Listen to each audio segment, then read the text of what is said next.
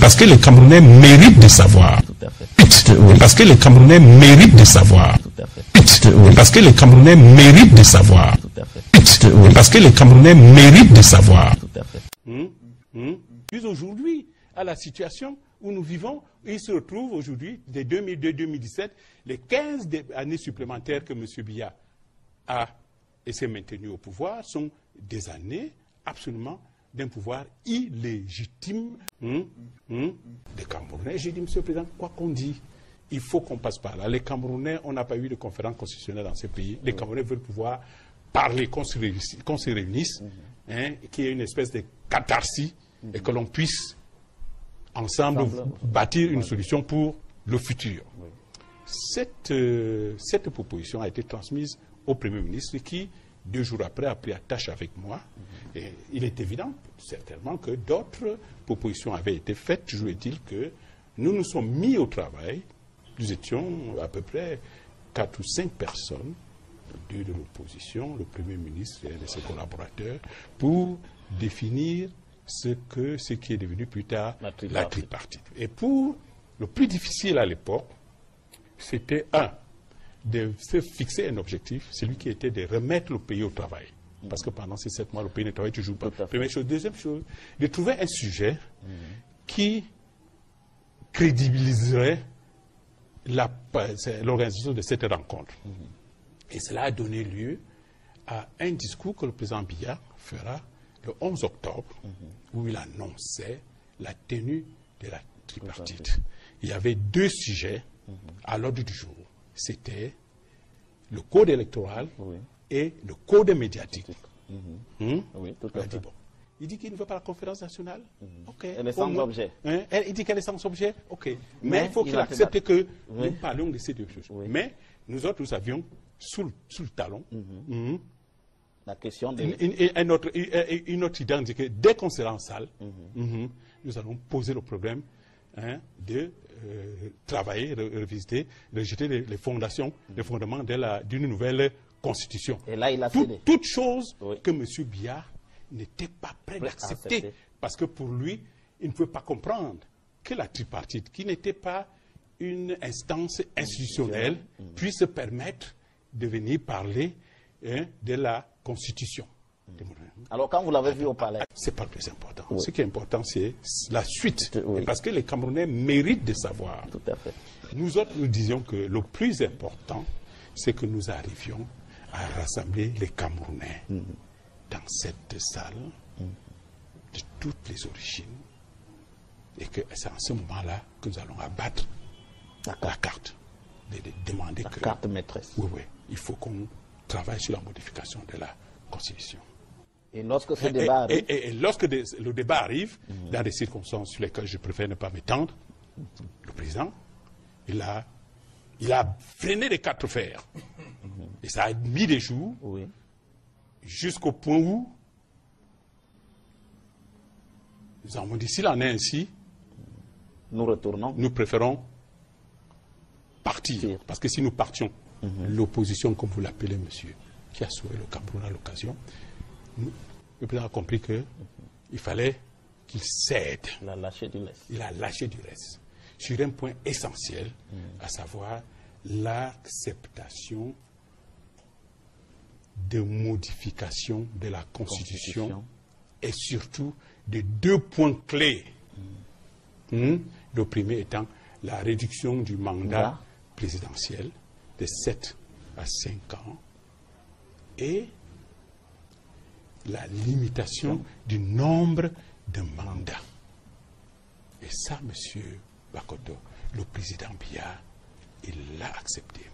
Et s'agissant d'une décision qui a été prise devant le peuple camerounais, et que le peuple camerounais a légitimé, puisque dès le lendemain, tout le monde, tout le Cameroun, sans qu'il n'y ait recours à quelques forces armées, tout le monde s'est remis au travail. Ce qui montre bien que c'est ce que le peuple... Parce que les Camerounais méritent de savoir. Parce que les Camerounais méritent de savoir. Parce que les Camerounais méritent de savoir. Parce que les Camerounais méritent de savoir. Effectif. Mais quelque chose de tout à fait curieux a eu lieu, au lieu de quoi on a plutôt, au lieu de modifier d'abord la Constitution, on a plutôt organisé l'élection présidentielle de 92. En espérant que... Non, législative d'abord. D'abord mars 92. Oui, Mars 92. Où l'opposition, comme vous l'appelez, est sortie majoritaire. Vous vous souvenez, vous permettez, est sortie majoritaire. Donc à partir de là, on ne pouvait plus jouer n'importe comment parce qu'on espérait que si le RDPC était sorti majoritaire, on pouvait passer en force. On a attendu. La situation s'est même aggravée parce que quand la présidentielle est arrivée en octobre, il était clair que l'écart de voix entre M. Froundi et M. Biya, je ne veux même pas, je préfère ne pas en parler, mais il était clair que le président Biya n'avait pas une légitimité avérée parce que être élu président de la République avec moins de 40% de voix, qui que vous soyez, vous y réfléchissez. Ça voulait dire, cette élection montrait clairement que 2 Camerounais sur 3 avaient voté contre lui. Il faut bien le retenir. Les 39%, ça veut dire 1 Camerounais sur 3. Et 2 Camerounais sur 3 avaient voté contre lui. C'est-à-dire qu'il y a eu une amplification de ce qui s'était passé déjà. Alors, qu'est-ce qui se passera ensuite? Le président ne pouvait pas passer outre les résolutions de la tripartite parce que s'il essayait de le faire, la majorité parlementaire qui lui permettait, enfin, la majorité qu'il avait constituée au Parlement pouvait voler en éclats. Parce qu'il y avait quand même des gens là qui avaient pris parti à la tripartite. Ils se voient donc dans l'obligation de transcrire les recommandations de la tripartite dans la Constitution de 1996. 5 ans après. Le pacte républicain a trouvé sa place dans la Constitution. Mais malheureusement, il a joué sur... Il y en a qui contestent, qui revendiquent et qui protestent. Moi je ne fais qu'un seul geste, je retourne ma veste, toujours du beau côté.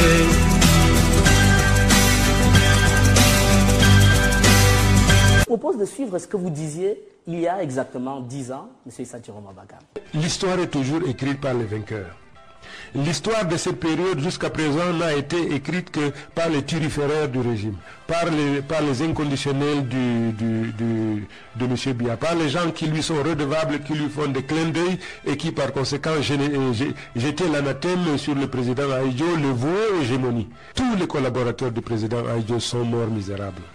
Tous. Allez voir les maisons qu'ils ont laissées. C'est vraiment des taudis. C'est 2 fois rien. Le détournement était inacceptable sous le règne du président Ahidjo. M. Biya ne peut pas prendre le Cameroun de la prospérité, comme lui-même il l'a dit, le ramener à la misère, comme c'est le cas aujourd'hui, et s'attendre à ce que ses concitoyens continuent à lui faire confiance et à jeter leur dévolu sur lui. C'est impossible. Le président Biya parle tout le temps de la réconciliation. Il ne la veut pas, il ne veut pas de cette réconciliation. La dépouille du président Ahidjo se trouve encore à Dakar. Il paraît que sa famille s'oppose au rapatriement de la dépouille, je n'en sais rien.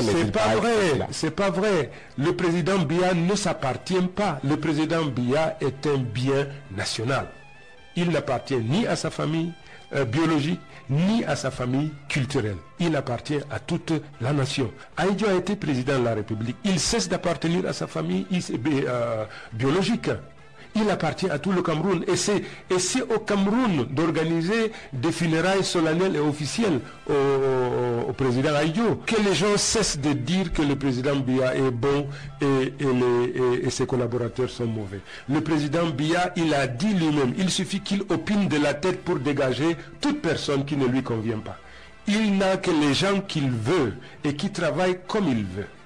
Qu'on cesse donc de faire des autres des boucs émissaires. Le responsable de la situation, puisque le président Biya est le seul comptable, ou de la prospérité ou de la misère. Tous les ministres, tous les collaborateurs du président Biya sont comptables devant le président Biya. Il est aussi comptable de la paix, le président Biya. Mais aujourd'hui, vous dites que nous sommes en paix. Le Cameroun est calme. Et s'il y a paix, c'est la paix des cimetières. Regardez aujourd'hui le culte de la personnalité auquel on procède aujourd'hui au niveau des médias officiels. C'est simplement inacceptable. Le syndrome du Zaïre est en train donc de faire son apparition au Cameroun. Il faudrait que ce peuple baroudeur se réveille, qui se dise non.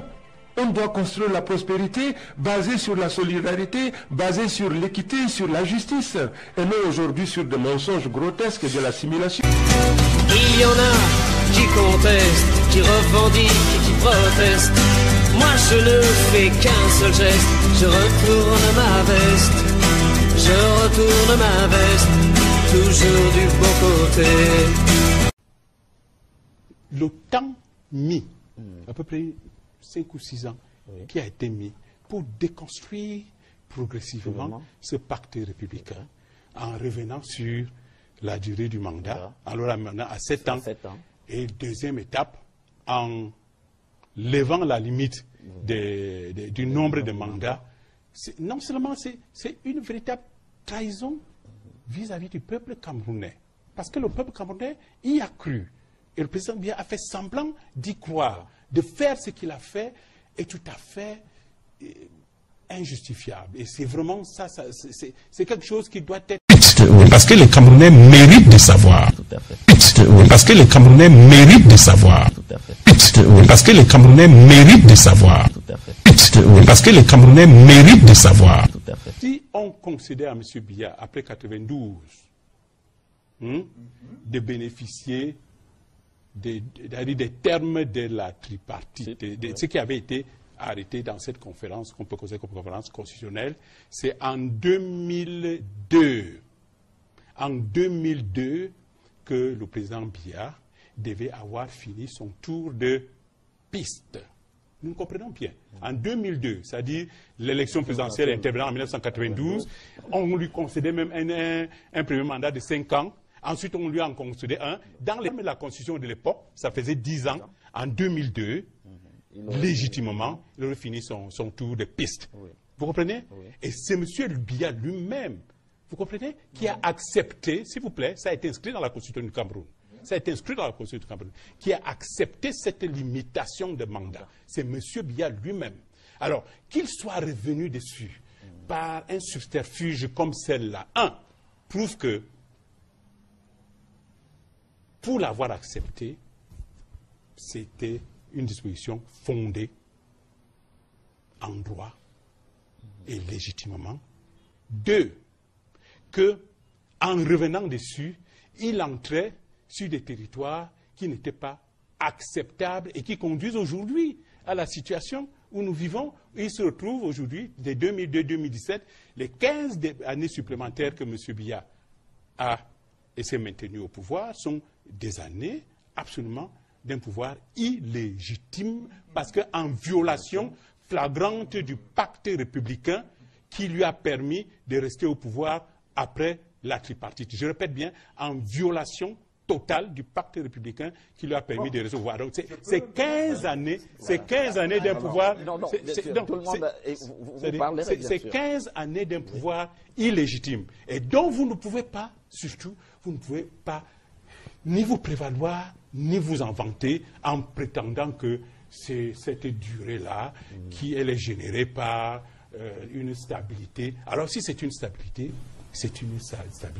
malheureusement, et je le dis, et le président, il me comprend, c'est une stabilité qu'on peut considérer comme étant inappropriée pour ne pas être... Parce que les Camerounais méritent de savoir. Parce que les Camerounais méritent de savoir. Parce que les Camerounais méritent de savoir. Parce que les Camerounais méritent de savoir.